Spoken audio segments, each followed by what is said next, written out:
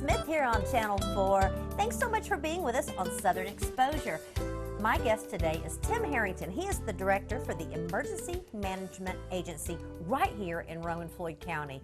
And I tell you, Tim's got a lot of things to cover today with you, but we really want this to be a big information show for you to be thinking about several things: readiness, disaster readiness, whether that is a Mother Nature disaster readiness or fire that started or whatever. Tim's going to give us all the different scenarios for us to think about, and also for you and your family to think about as far as having a plan. And that plan doesn't come when you see that news flash that you need to go find the lowest spot to get. The plan comes in planning. Exactly. And that's why we're here. Tim, thanks so much. You're welcome. And I tell you, we're kind of in the epicenter of the heartbeat of all of that. When there's a disaster that strikes, I guess this is basically the war room? Yes, this is the Floyd County Emergency Management Emergency Operations Center. And this, of course, was a SPLOST project. Yes, it was. And it was completed in what year? We completed this in 2012. And you have been actually with the agency now for how long? I'm going to tell my age now. I've been with the agency exactly 13 years. Oh my, and as the director? As the director, going into my second year. Well, I think you've been baptized by fire in several instances so. Here in Rowan Floyd County. We've had a lot that's happened. We've had snow. Yes. We've had some blizzards. We've had some rain. We've had some flooding. So we're going to cover all of that and also tell folks that there is a new app, and we're going to cover that towards the end of the show. What's some of the best advice you can give people who are watching about preparedness, readiness, and having that plan? The best advice that you can have is make a plan. Don't wait for the emergency to happen. Make a plan. Go ahead and either call your local emergency management agency, talk to your neighbors, find out what generally occurs in your neighborhood in, say, the fall. What are the big concerns? In the summertime, what are the issues that you have to contend with in the summer? And then you go ahead and you start making your plan. You gather your information, find out, okay, in the event that we have a tornado, what do I need to do? What do I need to prepare for? In the event that we have extreme hot weather, what do I need to consider having on hand in the event that my power goes out? Or just different scenarios. The list just goes on and on and on. But the key is, as long as you're prepared for it, then it lessens the impact. I like the idea of talking to your neighbors, especially if you're new in a neighborhood. Yes, definitely. Because if you happen to be on the end of a certain line, whether it's water or power or phone, you may not get your service back as soon as everybody else that's right in the epicenter of that. Exactly, because normally when an emergency occurs, the first responders, we're generally tied up with the immediate emergency. We're running around trying to get a handle on everything. We're taking care of all of the life safety issues. So it may take a while for the first responders to actually get to your location to, render aid. So that being said, you have to be able to take care of yourself until we can get there, especially when you're dealing with tornadoes or floods or things like that, because it may not just be affecting you, it could be affecting everybody. So, we can't get to everyone. We kind of have to just go as needed and trying to address the issues as we come upon them. So it may take a while for for someone to get there to help you. So you have to be able to take care of yourself, and that's the purpose of your emergency preparedness kit. So in that kit, you want to make sure that you put in the necessary supplies that you need, whether it's water, food, and if you have small children, you want to make sure that you take care of their needs as well. And if you have pets, then you want to make sure that you take care of their needs. You want to provide for everyone in your kit. And with your kit needs to take on a life of its own. So as you age or as you mature, as your kids age and mature, then your needs are going to change. So therefore, your kit needs to change. Okay? So if you've got a kit, you put it together in the summer, and we don't have an incident until the winter, then you're going to have an issue because all you've got is summer clothes in the middle of winter. And vice versa, if we have an issue in the summer and all you've got is winter clothes. And if you don't constantly upgrade your kit, kids grow. Kids grow like weeds. So if you don't update your kit in a timely manner, then when you need it, then the clothes don't fit anymore. That's great So points. you have to take that into consideration when you put your kit together. You have to constantly check it and update it. Let's talk about some of the maybe, I don't know, the urban legends or the things that everybody thinks are the right thing to do. Run outside and jump in a ditch because it's a tornado. Go drive up underneath an overpass and sit in your car. You know, I mean, some of these things are really probably not the smartest things to do. So can you dispel some of those ideas and tell us exactly what to do if we're at home or in the office and what to do if we are driving? Yes. Now, if you happen to be caught out on the road in a tornado, and as you alluded to earlier, most people would think, I'll just find an overpass and either stay in the vehicle or get out and you try and get underneath the bridge. Well, that's the worst place you can be, because with the tornado, it's picking up and gathering up debris, and then it's throwing it out as it approaches. And when you're underneath that overpass, then all that debris is going to start coming under there where you are, and you stand a high probability of getting hurt or killed. And also, if you're caught out in a vehicle, then you need to look at a low-lying area, preferably a ditch. Okay, and you get in that ditch and you cover up your head, and that is the safest place to be. Do you stay in that vehicle? No. You don't want to stay in the vehicle. You need to get out of the vehicle and get in a low-lying area. When I was in the military, it was called making yourself small. So that's what you want to do. You want to get in that ditch and you present a much smaller target. That makes sense. How about finding the perfect spot at work or your house? Yes. Or let's say you're house sitting for somebody or visiting and you're not really familiar with your surroundings. Exactly. Now, the perfect spot at home is you want to go to the lowest level.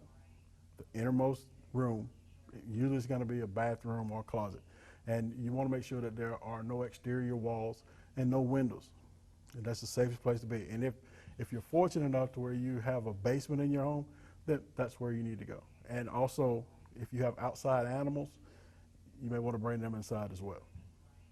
And with your office, same thing.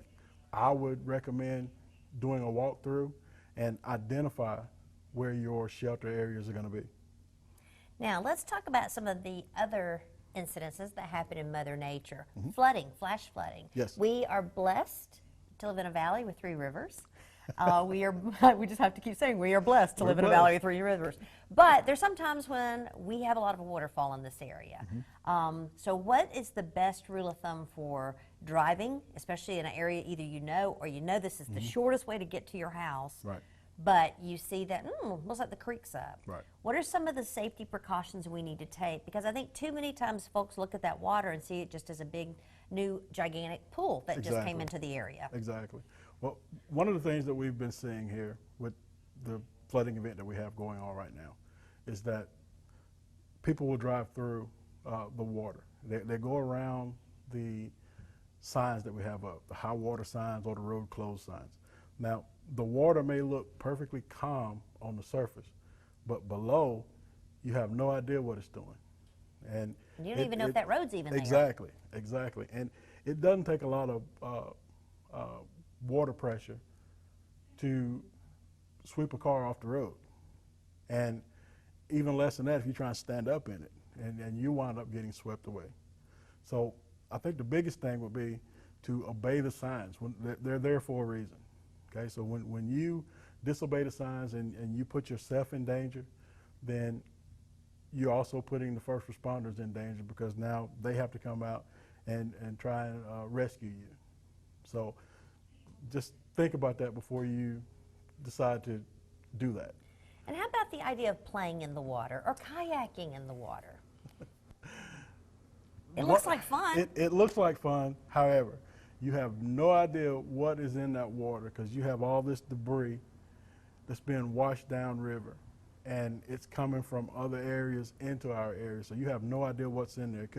It could possibly be some type of sewage or anything in there. You have absolutely no idea. So you're out there playing and splashing around in that stuff, and you're getting it all over you, and you'll wind up getting you can get anything. If you get cut and then you're in that nasty water, then you're going to get infected, and nobody wants that. So again, we want to use a little bit of common sense when it comes to dealing with, you know, the after effects of flood water. Yes, it looks like fun, but we really don't need to be out there. And if you are driving and you get caught in it, then what I suggest is learn alternate routes to get home. Don't just have one way to get to home, get to the house, or to even get to work. Plan alternate routes. So that way, if your primary route is altered, then you got an additional route that you can use. And that also works in the event that we have snowstorms or whatever. Have an alternate route in mind. And what are some other things people can do besides good common sense and a prepared plan with when we do have the snow? I think we all were, you know, pretty much learned a lesson of don't wait because you never know really how it's coming. Exactly. We all love meteorologists, but we also know that Mother Nature has a lot to do with that, and even all the fabulous equipment we have, we can't really always predict. Exactly. So what are some things we should be doing thinking about the winter, especially for those of us who work or may have a 30-minute commute?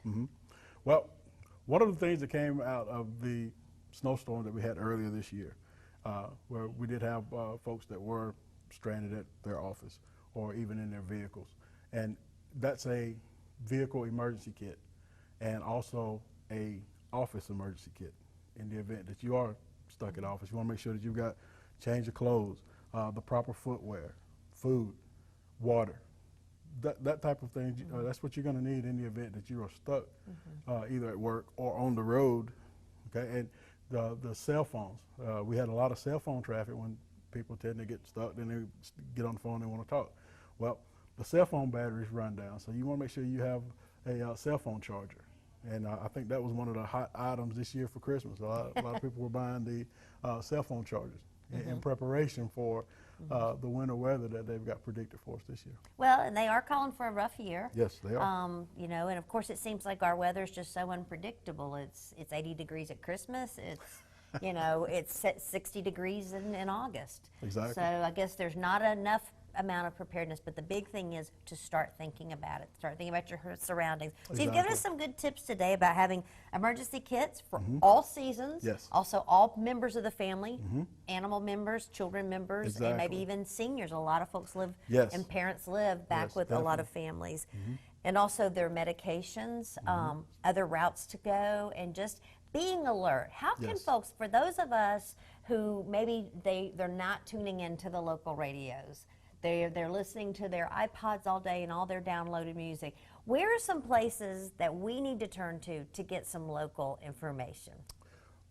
We have a new cell phone app. It's called the Floyd County EMA cell phone app, and it's absolutely free. We actually paid for the building of the app through a grant that we had for a tornado back in 2011. So we were able to purchase the app. Had a company out of Alabama actually developed it for us, and we had an opportunity to roll out our app in January, and that's when we had the snow. So we had an opportunity to roll it out. We pushed a lot of information out on our app, and I think Lisa and I are going to give you guys a chance to look at the app. I'm excited about showing it to you. That's great. But there is so much information available on that app. Where we were talking about emergency kits, it's on the app. We're talking about being prepared. There's preparedness tips on there. We have preparedness videos on the app. And there's just so much on there. I just can't wait for you guys to see it because I think you're really going to love it. Well, let's go over and take a look. All right. So, Tim, this is the Floyd County, Georgia Emergency Management Download Free app. Yes. Unveiled in January. Yes. Well, let's talk a little bit about it. This, of course, is your homepage. So tell me everything that can happen when you put this onto your phone. Yes.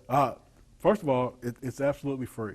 If you've got an iPhone or a Google phone, then you can go, I'm sorry, I said Google, Android phone, then you can go and you can download this app on Google Play or at the App Store. And again, it is absolutely free. Some of the features that we offer on this particular app, this right here is a scrolling banner. We have pictures of our community, and these are some of our volunteers that we have. Oh, that's great. And this is an alert bar. So if there's any alerts in Floyd County, then you hit that bar and it will tell you that what the alert is about, and that way you get that information firsthand. And do Amber alerts come on this as well? Or is Yes. it, okay, so Amber and weather, okay. Okay. This is our news and event section on here. You can push on that, and it brings up any pertinent news or any pertinent events. And we're talking about the flood. That's all you're going to find on there now.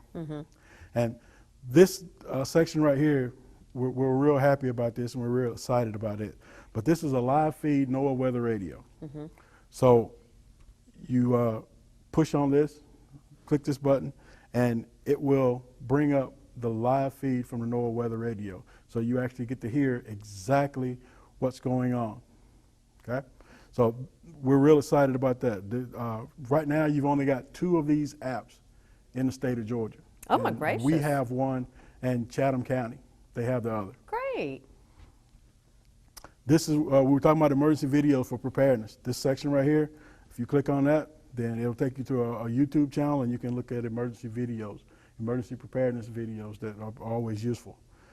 Preparedness kit, you pull that up. It's got a list of items that you can use to put in your preparedness kit. And if you're in the store, you're shopping, and you're thinking, I need this, but I can't remember what goes in my kit, you pull your phone out, and you can pull it up. And it tells you exactly what goes in there. This section right here is our weather alert sign up. We have a alert notification system here in Floyd County, and it's called the Code Red system. You go to this section on your phone, you click it, it'll take you to the application page, and you go ahead and you fill it out, put your information in there, and you hit enter. And then from that point on, if there is an alert anywhere in Floyd County, a warning, then it will notify you. It will send a message to your phone and let you know that you're in a warning area. Okay? But now it's only going to alert you on warnings.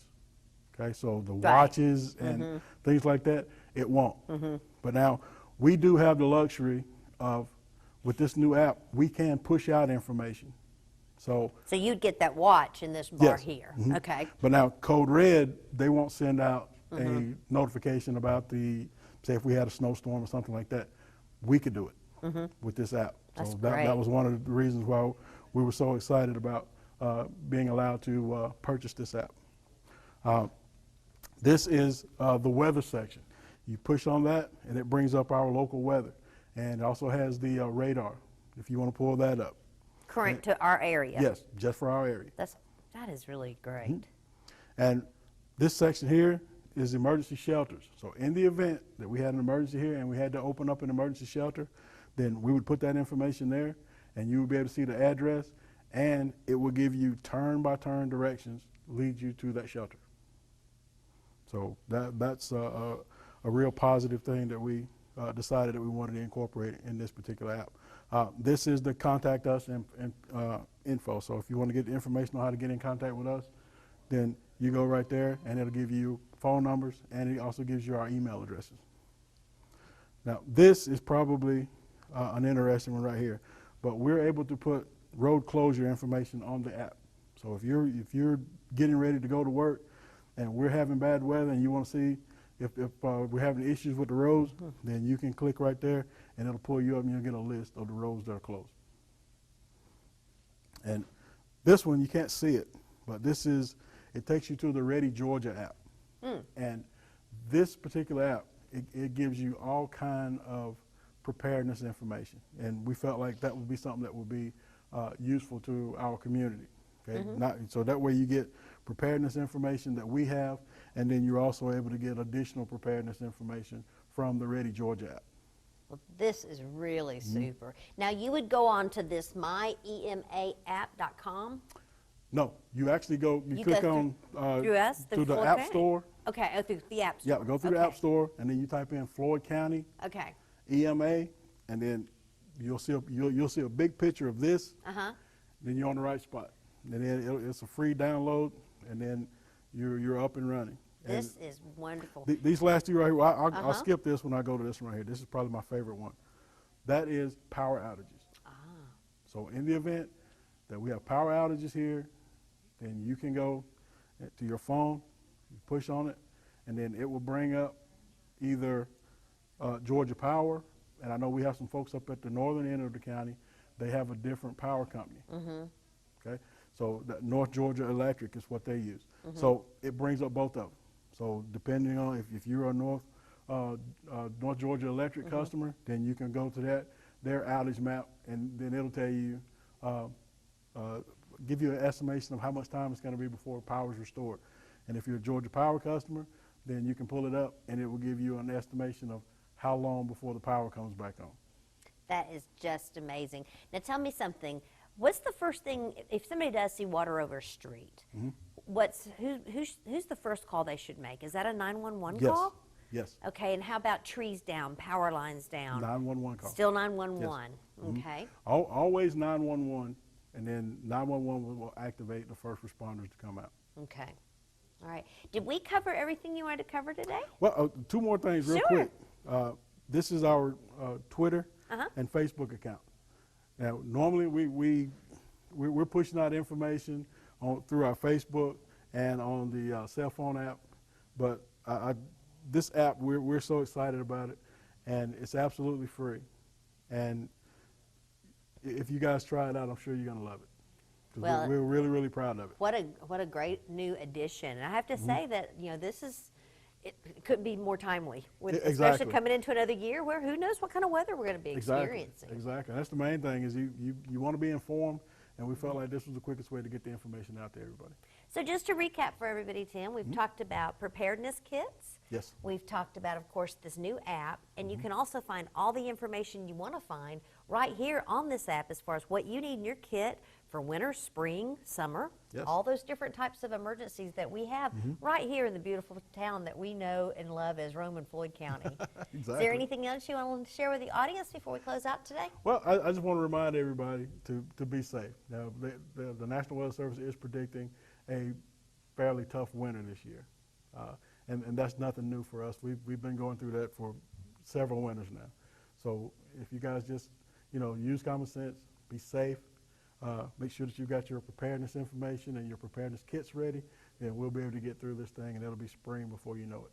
And remember, if you see something that you think you need to report, even if you think, oh, my next door neighbor probably called it in, it's okay. It's better to be safe than sorry, especially when we start talking about roads that are washed out, bridges that are washed out, or power lines down. Very dangerous situations. Yes, it is. Definitely. Well, thank you for all you do. Thank you for your service to our community. And, of course, a big thank you to all the folks that I know do fill up this room in times of when we have these emergencies that come up. And, of course, they are frequent. Ice and snow. And I'm so glad we have this tool now. So we hope that you'll become more prepared. And, of course, use common sense, have the family all in on the plan. Go ahead and identify your routes home, identify the room in your house that's the safest as far as high winds and tornadoes, and think about things when there's lightning and sudden rain, and most of all, also think about those pets outside.